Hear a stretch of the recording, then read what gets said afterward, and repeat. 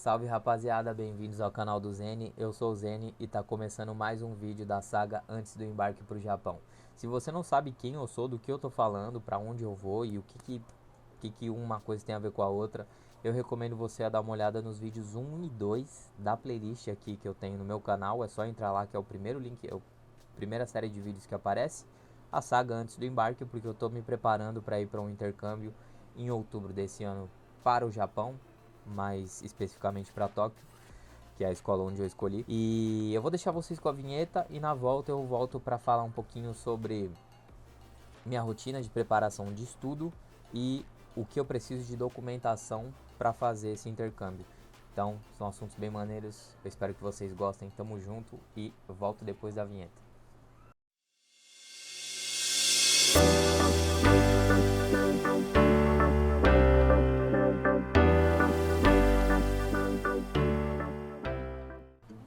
Já tô de volta, foi bem rapidinho, então vamos começar a falar aqui sobre os assuntos que realmente importam para esse vídeo de número 3 aqui da preparação para o intercâmbio, né?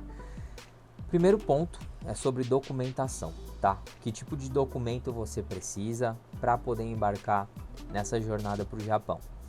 Antes de falar disso, vamos fazer uns disclaimers aqui, algumas coisas que vocês precisam saber sobre esses documentos, tá? É uma documentação bem minuciosa, digamos assim, mas por que ela é minuciosa? Por que ela é tão detalhada e ela tem os seus requisitos ali, principalmente requisitos que vão depender requisitos financeiros que dependem da escola que você escolher. O nosso visto, sempre vou falar aqui sobre a minha experiência com a assessoria da Live in Japan, que é a minha assessoria aí que eu tô usando e que eu recomendo a todo mundo, sempre deixo aqui no rodapé do vídeo e na descrição. O nosso visto, ele é de estudante e ele permite o trabalho de 28 horas, até 28 horas semanais, no esquema de arubaito, que é o trabalho de meio período lá no Japão. Eu já falei sobre ele no último vídeo, então se você tem dúvidas, dê uma olhada lá. Esse visto, ele, basicamente, o governo do Japão tá dando a nós, tá concedendo a nós aí a confiança de que a gente vai para lá, a gente vai estudar direitinho, não vamos causar problema, vamos trabalhar, vamos realmente tocar a vida como seres adultos que estão indo lá para contribuir com a sociedade japonesa, assim como a sociedade japonesa tem muito a agregar para nós como pessoas. Senão a gente não estaria indo para lá. Ninguém tá amarrando a gente e mandando para lá. É uma escolha que parte de você por diversos motivos, por exemplo, os meus que eu já citei anteriormente, sobre educação, saúde, qualidade de vida. Então cada um tem o seu motivo para estar indo para lá. Então o governo do Japão nada mais justo do que ele ter motivos que te permitem ficar lá. Porque, querendo ou não, você vai fazer parte da sociedade, então eles estão te dando uma confiança através desse visto.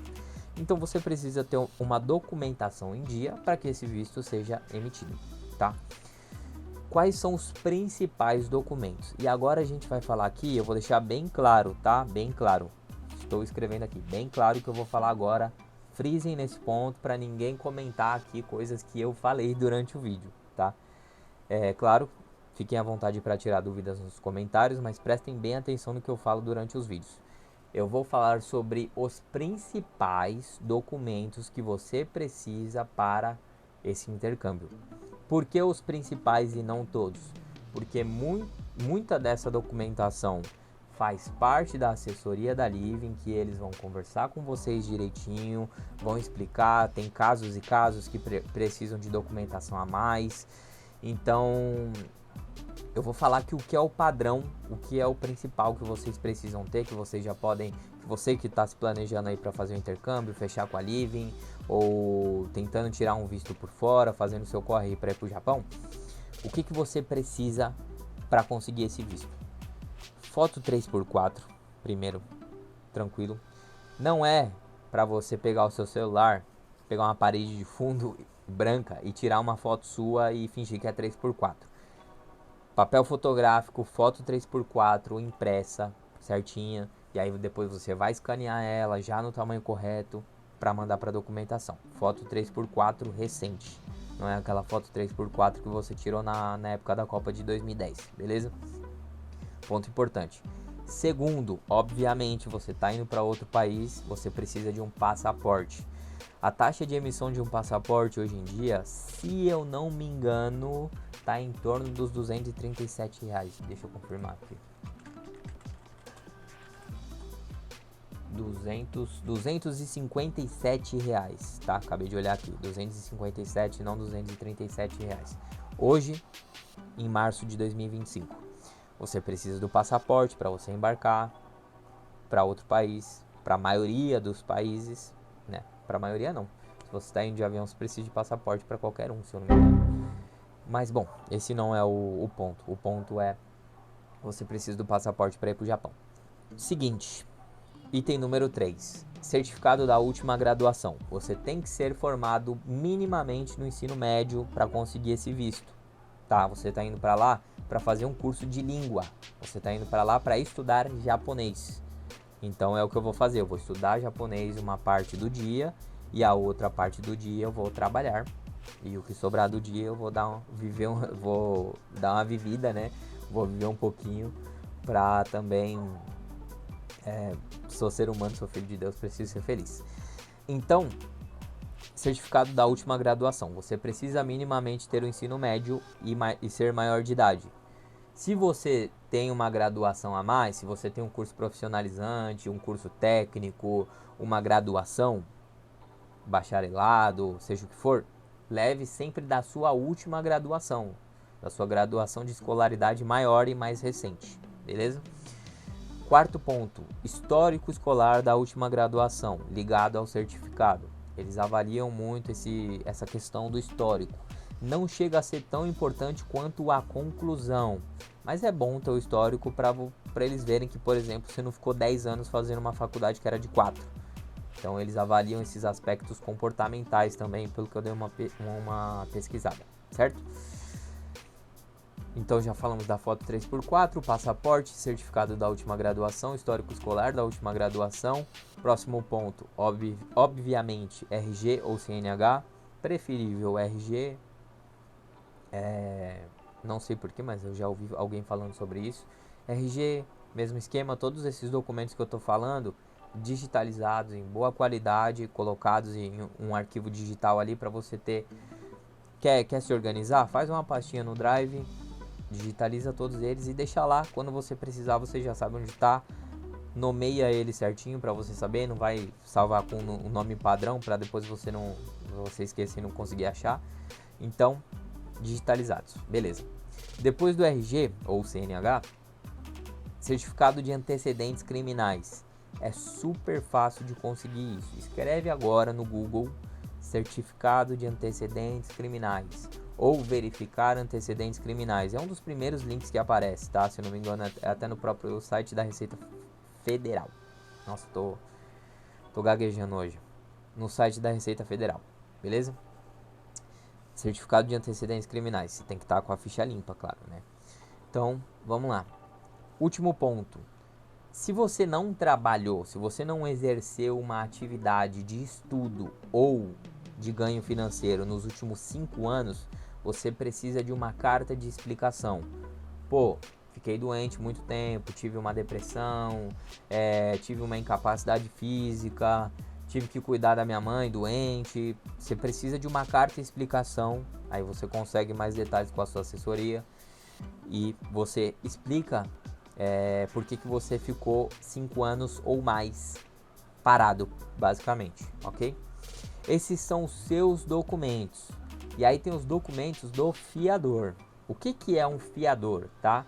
Você tem o fiador do seu contrato com a sua assessoria, geralmente, eu tenho com a Living. O seu fiador do contrato é aquele padrão. Se você não cumprir com as suas obrigações financeiras do intercâmbio, da assessoria, você vai ter o seu fiador ali que garante que essas obrigações vão ser cumpridas. A mesma coisa é para o contrato de intercâmbio com a escola. Você tem um fiador do contrato, que precisa demonstrar, de acordo com a escola que você escolher, uma certa capacidade financeira de arcar com custos caso você não arque com os seus próprios custos lá.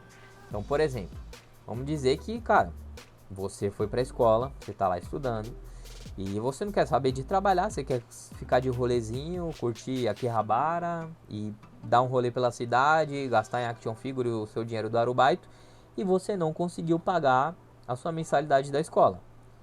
Claro que as escolas, pelo que eu vi no Japão, elas são bem, vão conversar com você, entender o que aconteceu, e vendo que realmente foi um caso de displicência, de responsabilidade, de falta de foco no que tem que ser focado, você está saindo daqui para lá para começar uma vida lá, quem sabe? Aí sim eles vão entrar em contato com o seu fiador para que arque com essa responsabilidade financeira que, devido à sua falta de foco ali, para ser um pouco mais um pouco menos incisivo nas palavras, para que o seu fiador arque com isso, beleza? E esses documentos são comprovante de parentesco, tá? O seu fiador, ele tem que ter um parentesco com você, tio, avô, pai, mãe, tia, irmão mais velho, irmã mais velha e etc. Tem que ter um certificado de parentesco, né, um comprovante. Então, por exemplo, pai e mãe já vem no próprio RG, é tranquilo. Os outros ali você vai atrás de comprovar. O RG dele também, o CNH, e os antecedentes criminais deste fiador, beleza? Dito isso, a gente vai para uma segunda parte, tá? Uma segunda etapa da comprovação dos documentos, que é a última parte que eu vou chegar a falar mesmo. O restante eu só vou meio que dar uma pincelada por cima, que é a parte financeira, e vai depender muito. O que você vai precisar, independente da escola que você escolher ou da assessoria que você escolher, é a comprovação de japonês, tá? Você precisa comprovar que você começou os estudos da língua japonesa aqui no Brasil antes de ir para lá. O que isso quer dizer? Você fez um curso, você tem como comprovar as 150 horas que é pedido de estudo, que é requerido de estudo, né? Para você ir para lá, para você ter uma base, para você chegar lá, conseguir um arubaitozinho, conseguir acompanhar a turma iniciante. Você tem que ter um início, tem que ter um ponto de partida. Não dá para você atravessar o mundo e não saber falar um arigato, um ohayou e etc, entendeu? Então você precisa de uma comprovação de japonês que equivale a no mínimo 150 horas ou o N5, né, o nível de proficiência 5, que é o mais básico, que pode ser adquirido através do JLPT, por exemplo, que é o exame de proficiência em japonês, beleza? Um desses dois você precisa. No meu caso, eu já tenho as 150 horas, o certificado vou pegar agora, já tenho as 150 horas acumuladas, mas vou pegar o certificado agora em março, e o exame JLPT N5 eu devo fazer em julho, para chegar lá um pouco mais seguro comigo mesmo, tá? Isso não quer dizer que você precisa dos dois, ou é um ou é outro, já tá bom. Mas se você tem os dois ali, você consegue partir com um pouquinho mais de confiança de que você realmente tá com o básico ali para ir para lá e conseguir se virar, pelo menos de início, beleza? A etapa 3, bem importante. Tudo o que diz questão à comprovação de renda, tá? Você tem que mostrar que você tem um saldo necessário para você ir para lá e conseguir lidar com eventuais emergências. Então, por exemplo, fui para lá, não consegui achar um arubaito que me agradasse ali, ou tá difícil de conseguir um arubaito que tem um salário ali que eu quero. Eu tenho dinheiro para me manter um tempo lá até as coisas se acertarem. Então, basicamente, a comprovação financeira ela tem dois aspectos. O primeiro é o saldo do dia, que é para isso, que pode ser você mesmo, seu autofiador, ou você pode ter o seu fiador do contrato garantindo esse saldo do dia. E eu já falo sobre valores. E o segundo ponto é a renda anual, quer dizer, o quanto você teve de renda nos últimos 12 meses antes de partir para o intercâmbio. Para, por exemplo, você dizer para o Japão que você tem uma rotina de... Você teve uma experiência de trabalho, uma experiência de ganho financeiro, você tem uma estabilidade de dinheiro entrando, você teve, o seu fiador tem uma estabilidade de dinheiro entrando para que você possa se manter lá. Porque, por exemplo, só o saldo do dia não te garante muita coisa, tá? Então, são esses dois pontos. Primeiro, você tem que ter um saldo acumulado que você vai apresentar no dia, por isso que é o saldo do dia, que você vai printar ali o seu saldo, o seu extrato e vai mandar. Ó, tem o saldo X.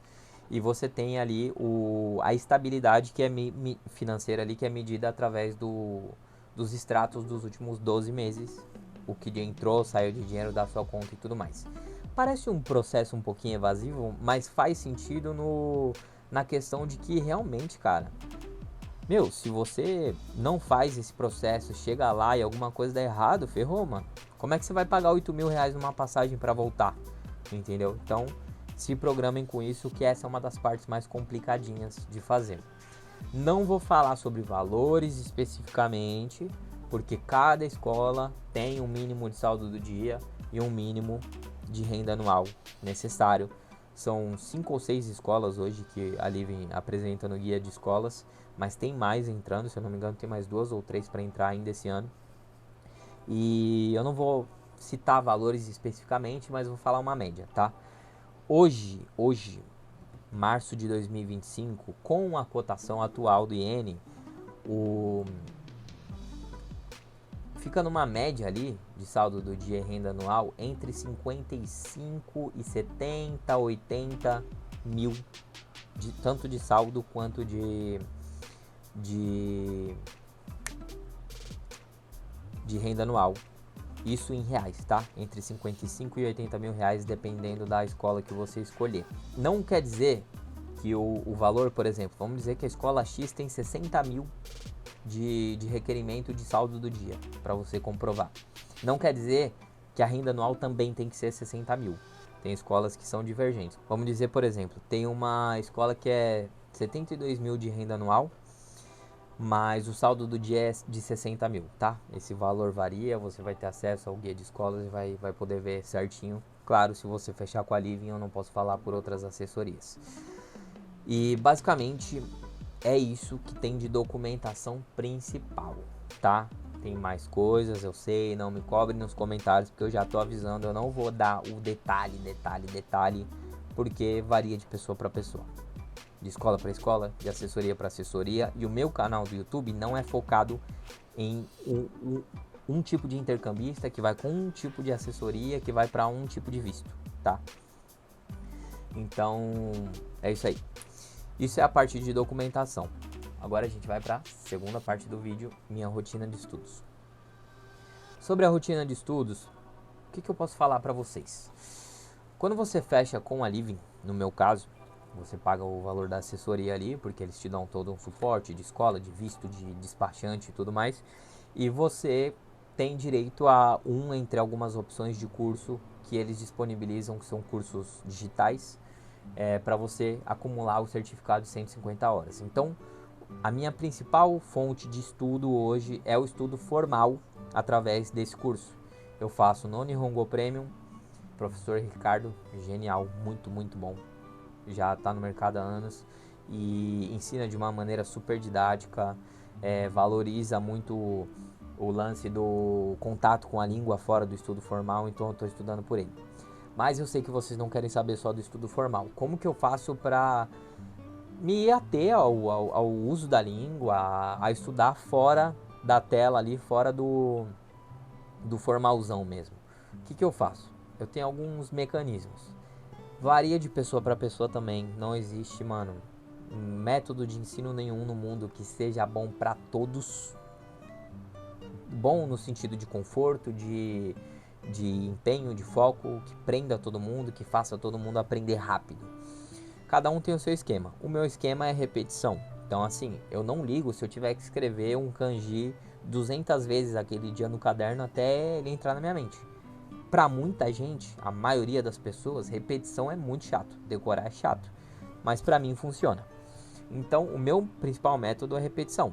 Mas você pode, por exemplo, uma coisa que eu faço muito, eu coloco jornal japonês, aqueles que é 24 horas ao vivo, né, os canais de news japonesa, coloco na segunda tela aqui passando, que aí de tabela, enquanto eu tô trabalhando, jogando, fazendo outras coisas, eu tô vendo aqui de canto tudo que tá escrito, que tá passando, e eu tô ouvindo a língua quase que o tempo todo. Então eu faço isso pelo menos umas 2, 3 vezes por semana, coloco aqui na segunda tela e fico ouvindo. Se você não tem uma segunda tela, irmão, coloca no YouTube, quando você for lavar uma louça, cara, tô lavando a louça aqui, vai demorar uns 15 minutinhos, Vou deixar aqui tocando de fundo umas notícias, um vlog japonês, um podcast, para eu me habituando a escutar e entender as palavras que são faladas. Porque o maior erro que eu cometi em mais de 10 anos vendo anime quando eu era adolescente era só estar ouvindo ali e sem prestar atenção nenhuma no que estava sendo dito, nos sons, na sonoridade. Eu estava só lendo e focando em ler a legenda e assistir o que estava passando no vídeo. Então é bom você pegar a sonoridade, é bom você entender que não é Ohio, é Ohio. Então tem essas sonoridades, essa forma correta de se expressar no japonês que é muito importante. Então um desses métodos que eu faço além do estudo formal, da repetição, é estar em contato com a língua indiretamente, beleza? Então deixar a língua rodando ali, sonoridade, ou até espalhar post-its pela casa. Pega um bloquinho de post-it, escreve o nome dos móveis em japonês, o nome das cores. Vou escrever aqui que cor azul em japonês é X e vou colocar ela na parede ali, numa parede azul que eu tenho em casa. Sempre que eu bater o olho ali, eu vou falar, é esse aqui, entendeu? Então não precisa ser só sonoro, pode ser visual também. Pega um bloquinho de post-it, sai colando um monte de coisa. Aprendi tudo que eu tinha para aprender em um mês com esse post-it. Agora eu vou para outro tema, vou colocar nas embalagens de comida. Como é que fala cenoura, como é que fala cebola, como fala arroz, entendeu? E aí assim você vai pegando visualmente e sonoramente o estudo da língua de maneira indireta, tá? Você está em contato ali mesmo que sem querer. E aí tem também o contato por querer, o contato com a língua direto sem ser pelo estudo formal. Que é, por exemplo, tem um canal que eu assisto muito bom, que ele tem legendas em português ou em inglês, se você preferir. Tem vários canais assim, mas o que eu vou falar aqui é o essencial para mim, que eu tô gostando muito de assistir, que é o Speak Japanese Naturally. Ele tá aqui, vou deixar ele na descrição. E basicamente é uma linguagem super simples, entre N4 e N5 ali, tem um pouquinho de N3 também, de uma nativa que fala devagar para você ir pegando as nuances. Ela vai no mercado, por exemplo, faz uma compra, ela fala, tô pegando tal coisa, tô passando no caixa fazendo isso, tô falando isso com a atendente. Então, você vê como é a vida no Japão de quem mora lá, e você vê a um nível que você consegue acompanhar o que está sendo dito se você está tendo um estudo mínimo por fora. Então é muito maneiro você acompanhar esses vídeos mais de imersão. Imersão para mim tem sido uma das principais nuances, aí, um dos principais fatores que estão me levando adiante nos estudos, certo? Então são esses 3 pontos. Estudo formal tem que ter, não tem jeito. Você tem que pegar um caderno, você tem que pegar um aplicativozinho, estilo Duolingo, estilo... tem um que eu uso, o Kana, para você aprender Hiragana e Katakana. Você tem que pegar gramática, regras de linguagem, de escrita e tudo mais. Você tem que ter, não tem jeito. Mas você pode partir para outros lados também, como a imersão, através desses canais que eu falei, que são mais didáticos, mais tranquilos de acompanhar a fala e te trazem para uma imersão de como é morar no Japão. Tem um outro canal também, eu vou tentar achar e colocar na descrição, esse eu não lembro o nome, mas que é 2 caras conversando, tendo uma conversa sobre um tema específico. Eles são nativos também, mas eles conversam de uma maneira bem tranquila, bem amena, e um ritmo que você consegue acompanhar legal, tendo ali um N5, por exemplo. E se você não tem um N5, você assiste com calma, vai anotando as palavras que você tem dúvida, depois tira essas dúvidas no seu curso, no Google, etc. E aí você vai avançando nesse rolê aí que é estudar. E fora a imersão também tem o contato indireto que eu falei pra vocês, que tô aqui fazendo uma coisa, mas o japonês tá rodando de fundo num fone, quando eu bato o olho em alguma coisa que tem um post-it colado, quando eu tô jogando um jogo novo aqui, que eu posso jogar ele em português, mas como ele é bem tranquilinho de aprender, eu vou colocar ele em japonês para dar uma testada e ver como é que eu tô, entendeu? Então esse é o mais indireto, é aquele que é mais orgânico, você nem percebe que você tá estudando, mas você tá. E esse talvez seja o mais legal. Não, acho que eu fico com imersão ainda. Mas enfim, rapaziada, é isso que eu tinha pra falar pra vocês. Eu demorei muito pra postar esse terceiro vídeo, foi quase um mês, eu acho. Tava meio corrido, eu tava finalizando a rotina aí no meu trabalho, que eu tô encerrando o contrato pra poder pegar todas as verbas rescisórias e tudo mais e conseguir partir pra esse intercâmbio, porque não é fácil financeiramente de bancar isso. Mas eu demorei, só que eu vou tentar ser um pouquinho mais ativo novamente, como eu fui no começo, com os 2 primeiros vídeos. E eu queria agradecer muito aí a atenção de vocês. Eu tenho feito vídeos longos, eu sei que nem sempre vocês têm a paciência de ficar até o final, mas eu espero que tenha valido a pena. Tamo junto, eu sei que tem coisa pra falar sobre documentação, sobre financeiro, sobre estudo, mas aos pouquinhos a gente chega lá, beleza? Valeu a todo mundo que anda comentando, tamo junto, até a próxima, valeu e falou!